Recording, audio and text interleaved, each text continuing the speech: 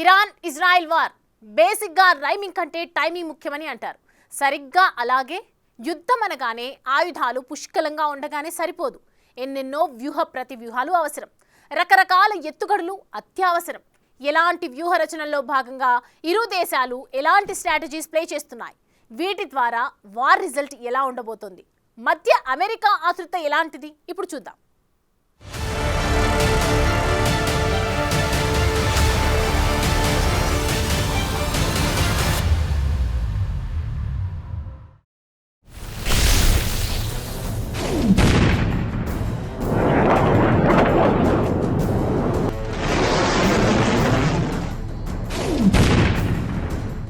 యుద్ధంలో బలమైన సైనిక వ్యవస్థ కన్నా బలమైన వ్యూహమే ఎత్తుకు పై ఎత్తు సాధిస్తుంది. భారత్ పాక్ విషయంలో ఇదే జరిగింది. నేడు ఇరాన్ ఇజ్రాయెల్ మధ్య కూడా సరిగ్గా ఇలాంటి స్ట్రాటజీస్కే ప్రియారిటీ లభిస్తోంది.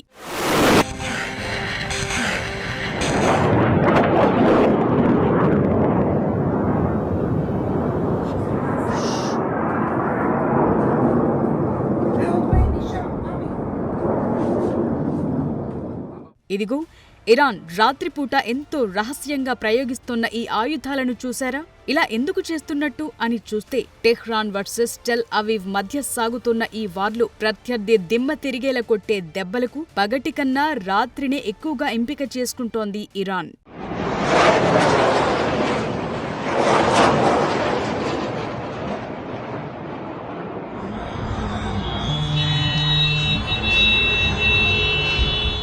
ఊహకందని విధంగా శత్రువును దెబ్బతీయాలంటే ఇదే వ్యూహం కరెక్టుగా భావిస్తోంది ఇరాన్. సర్ప్రైజ్ అటాక్స్ చేస్తేనే బ్యాటిల్ గ్రౌండ్ లో అప్పర్ హ్యాండ్ లభిస్తుందన్న ఆలోచన చేస్తోంది. అంతేకాదు ఇజ్రాయెల్ కంటి మీద కునుకు లేకుండా చేస్తే వారికి వారే యుద్ధంలోంచి తప్పుకుంటారు, ఒక దారికొస్తారన్న యోచనలో ఉంది ఇరాన్. అందులో భాగంగా ఇరాన్ రాత్రిపూట దాడులకు అధిక ప్రాధాన్యతనిస్తోంది.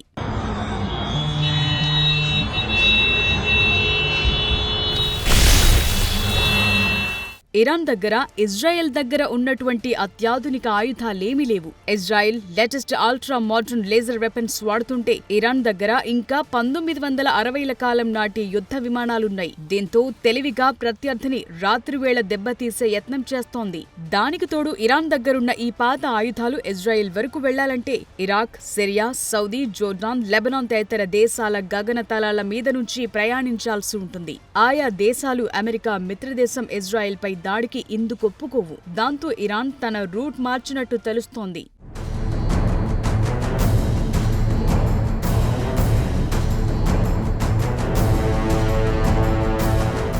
ఇరాన్ దగ్గరున్న క్షిపణుల్లో 2000 కిలోమీటర్ల పైబడి రేంజ్లో ఉన్నవి మాత్రమే ఇజ్రాయెల్ వరకు వెళ్లగలవు. ఇవే యుద్ధ విమానాల్లా వాతావరణం నుంచి ఆక్సిజన్ ని తీసుకోలేవు. వీటికి ఇంధనంతో పాటు ఆక్సిడైజర్ తప్పనిసరి. దీంతో తమ దగ్గరున్న బాలిస్టిక్ క్షిపణులను 2 రకాలుగా విభజించాలి. ఒకటి ద్రవ ఇంధనంతో పనిచేస్తే మరొకటి ఘన ఇంధనంతో పనిచేస్తుంది. ఇరాన్ దగ్గర 2000 పైచిలుకు బాలిస్టిక్ క్షిపణులున్నట్టు అంచనా వేసింది ఇజ్రాయెల్. వీటిలో షెహబ్ క్షిపణుల్లో ద్రవ ఇంధనాన్ని వినియోగిస్తున్నారు. ఈ ఇంధనం నింపటం కూడా అతి పెద్ద టాస్క్. ఒకే చోట ఉండే లాంచ్ ప్యాడ్స్ తో పాటు అదనపు సిబ్బంది సైతం అవసరమే. పగటిపూట ప్రయోగిస్తే అవి శత్రు ఉపగ్రహాలు, నిఘా వ్యవస్థల కంటపడే అవకాశముంది. దీంతో రాత్రిపూటే ఈ క్షిపణి ప్రయోగాలను చేయాల్సి వస్తోంది.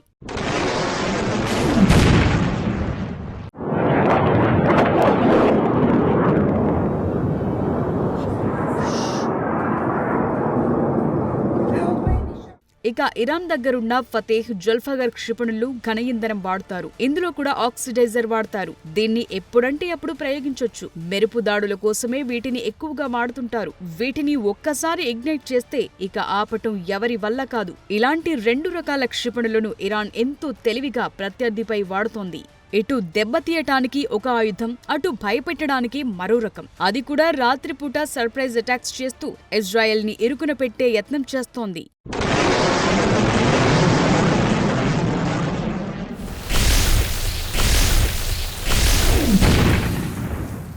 అయితే ఇంతకన్నా మించిన తెలివైంది ఇజ్రాయెల్. ఇరాన్ కెపాసిటీ ఒక అంచనా వేసి లాంచర్లపైనే ఎక్కువ గురిపెడుతున్నాయి ఇజ్రాయెల్ విమానాలు, డ్రోన్లు. ఇప్పటి వరకు 120 ఇరానియన్ లాంచర్లను ధ్వంసం చేసింది ఇజ్రాయెల్. ఇది ఆ దేశంలోని 2/3 వంతు లాంచర్లతో సమానం. దీంతో ఇరాన్ తీవ్ర ఇబ్బందుల పాలు చేస్తోంది. ఇంకా ఇరాన్ దగ్గర పెద్ద ఎత్తున క్షిపణులు, లాంచర్లున్నట్టు నమ్ముతోంది ఇజ్రాయెల్. పర్వతాలను తొలచి నిర్మించిన సొరంగాల్లో వీటిని భద్రపరిచినట్లు భావిస్తున్నారు.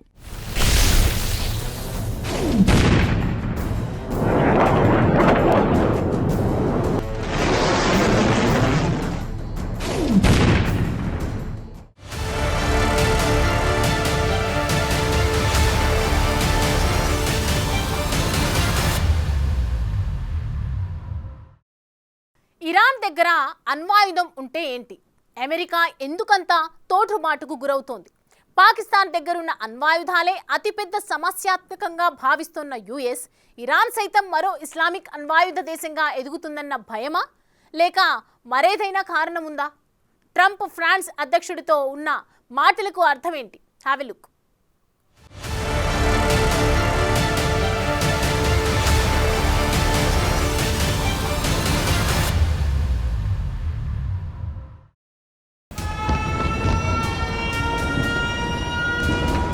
ఇదిలా ఉంటే ఒక్కోసారి శత్రువు తమ నట్టింట కూడా ఉంటాడన్న కోణంలో ముమ్మర సర్చింగ్ సాగిస్తోంది ఇరాన్. టెహ్రాన్లో గల ఇజ్రాయెల్ కి చెందిన డ్రోన్ ఫ్యాక్టరీని ధ్వంసం చేసింది. పేలుడు పదార్థాలతో నిండిన చిన్న చిన్న డ్రోన్లను మోహరించాలని మొసాద్ ఏజెంట్స్ ప్రయత్నిస్తున్నట్టుగా ఆరోపిస్తోంది. ఈ సంస్థ కోసం పనిచేస్తున్న ఇద్దరిని ఇదివరకే అరెస్టు చేసింది ఇరాన్. ఈ డ్రోన్ ఫ్యాక్టరీలో 200 కిలోలకు పైగా పేలుడు పదార్థాలు, 23 డ్రోన్లకు సంబంధించిన విడిభాగాలు, లాంచర్లు, ఇతర సాంకేతిక పరికరాలను కూడా స్వాధీనం చేసుకున్నారు. అంతేకాదు మొసాద్ కి ఏజెంట్ గా పనిచేస్తున్న ఇస్మాయిల్ అనే వ్యక్తిని సోమవారం ఉరితీసింది.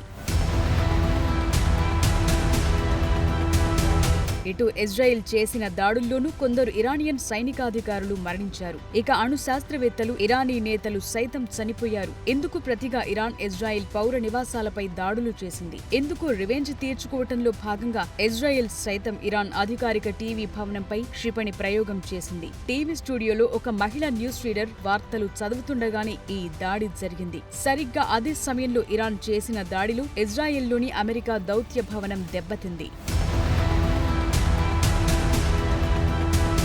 ఇదిలా ఉంటే అమెరికా అధ్యక్షుడు డొనాల్డ్ ట్రంప్ G7 వేదికను హడావిడిగా వీడి అమెరికాకొచ్చారు. టెహ్రాన్ గగనతలాన్ని పూర్తిగా తమ ఆధీనంలో ఉందని ఇజ్రాయెల్ ప్రకటించిన వేళ ఈ పరిణామ క్రమాలు చోటు చేసుకున్నాయి. టెహ్రాన్ నగరాన్ని ఈ ప్రాంత ప్రజలు ఖాళీ చేసి వెళ్లాలని ట్రంప్ స్వయంగా హెచ్చరికలు జారీ చేయటాన్ని బట్టి చూస్తుంటే ఇరాన్లో మరేదో ప్లాన్ చేసినట్టు తెలుస్తోంది.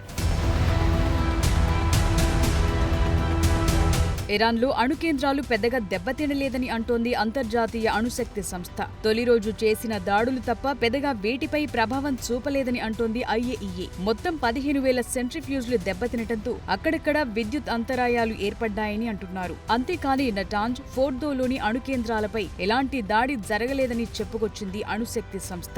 దానికి తోడు ఈ కేంద్రాలు భారీ ఎత్తున లోతుగా నిర్మించారు కాబట్టి ఎలాంటి నష్టం వాటిల్లే అవకాశం లేదని చెప్తున్నారు. వీటిని పేల్చాలంటే అతిపెద్ద బంకర్ బస్టర్ బాంబులు అవసరం. ఇవి కేవలం అమెరికా దగ్గర మాత్రమే ఉన్నాయన్నది అంతర్జాతీయ అణుశక్తి సంస్థ కామెంట్.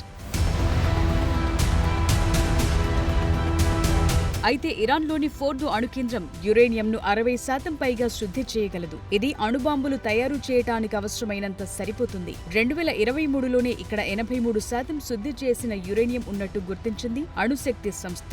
అణుబాంబులకు అవసరమైన 90% ఇది చాలా దగ్గర. ఫోర్డో కేంద్రాన్ని ఒక పర్వతం లోపలి సొరంగంలో నిర్మించారు. ఇక్కడ 3000 సెంట్రిఫ్యూజ్లున్నట్టు అంచనా. దీన్ని సాధారణ బాంబులు ధ్వంసం చేయలేవు. ఇరాన్ నుంచి అణుబాంబుల తయారీని దూరం చేయాలంటే దీన్ని ధ్వంసం చేయటం అమెరికా, ఇజ్రాయెల్ కి చాలా ముఖ్యమని భావిస్తున్నారు. ట్రంప్ హడావిడిగా సిట్యుయేషన్ రూమ్ సిద్ధం చేయించడం వెనుక కొన్ని రకాల ఊహాగానాలు వెలుగు చూస్తున్నాయి. ఇరానియన్ అణు కేంద్రాల ధ్వంసంలో ఇజ్రాయెల్తో అమెరికా చేతులు కలిపేలా తెలుస్తోంది. ఇందుకోసం 20 అడుగుల పొడవుండే GBU-57 అనే భారీ బంకర్ బస్టర్ బాంబును వాడాల్సి ఉంది. ఇది 13,600 కిలోల బరువుంటుంది. దీన్ని అమెరికన్ B-2 స్పిరిట్ బాంబర్లు మాత్రమే ప్రయోగించగలవు. కొన్ని నెలల క్రితమే ఈ రకం విమానాలను పశ్చిమాసియాకి దగ్గరలోని డియాగో గార్సియా బేస్ కి చేర్చింది అమెరికా. దీనికి తోడు రీఫ్యూయలింగ్ ట్యాంక్ ట్యాంకర్లు, ఇతర యుద్ధ విమానాలు, ఆయుధాలు ఈ ప్రాంతాలకు తరలిస్తోంది అమెరికా. యుఎస్ విమాన వాహక నౌక యుఎస్ఎస్ నిమిట్జ్ కూడా ఈ దిశగానే వెళుతోంది. దీంతో పాటు డిస్ట్రాయర్లు, ఇతర సహాయక నౌకలు కూడా ఇక్కడికొస్తున్నాయి. బ్రిటన్ కూడా తన ఫైటర్ జెట్లను మోహరిస్తుండటంతో టెన్షన్ వాతావరణం నెలకొంది. ఇజ్రాయెల్తో కలిసి అమెరికా యుద్ధం చేస్తుందన్న ప్రచారంపై కొందరు తీవ్ర విమర్శలు చేస్తున్నారు. అయితే ఇరాన్ దగ్గర అణ్వాయుధం ఉండకూడదని కరాఖండిగా చెప్తోంది యుఎస్.